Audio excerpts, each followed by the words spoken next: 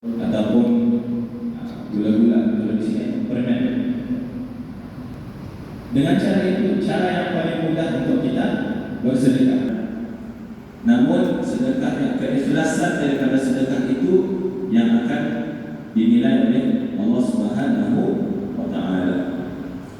Dengan bersedekah juga kita akan mendapat sedekah yang kita buat di pagi hari, di subuh hari, akan menghindari kita daripada perkara yang tidak baik di sepanjang hari itu. Mungkin kita akan untuk melangkahkan kaki kita ini masuk ke dalam masjid pada hari ini. Keberkatan ini, kalau contohnya kita ada sakit kaki, demam, yang tidak membolehkan kita hadir ke masjid. Untuk kita hadir pada subuh hari ini, Allah mudahkan tadi kita akan hadir pada hari ini. Pada jemaah yang dirahmati, dapat jemaah yang penuh ramai, yang penuh bersemangat, alhamdulillah.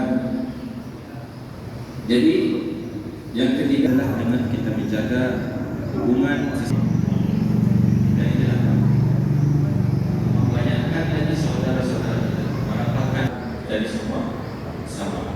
Yang dinilai oleh Allah Subhanahu wa Ta'ala ialah